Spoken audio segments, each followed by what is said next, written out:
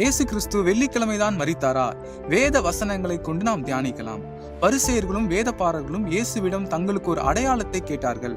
YONO இரவும் பகலும் 3 நாள் ஒரு பெரிய மீனின் வயிற்றில் இருந்தது போல மனுஷகுமாரனும் இரவும் பகலும் 3 நாள் பூமியின் இருதயத்தில் இருப்பார் என்றார். இயேசு கிறிஸ்து மரித்த நாள் பிரதான ஓய்வு நாளுக்கு ஆயத்த நாளா இருந்ததென்று யோவான் 19ஆம் அதிகாரம் 31ஆம் வசனத்தில் நாம் வாசிக்கிறோம்.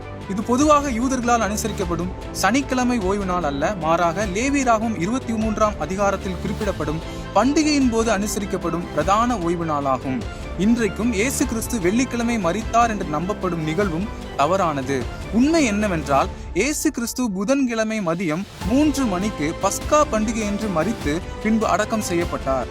புதன் இரவு வியாழன் பகல் ஒரு நாளும், வியாழன் இரவு வெள்ளி பகல் 2வது நாளும், வெள்ளி இரவு சனி பகல் 3வது நாளுமாகும். யூதர்களுக்கு சனிக்கிழமை மாலை 6 மணிக்கு மேல் முதலாம் நாளாகிய ஞாயிற்றுக்கிழமை ஆரம்பிக்கும்.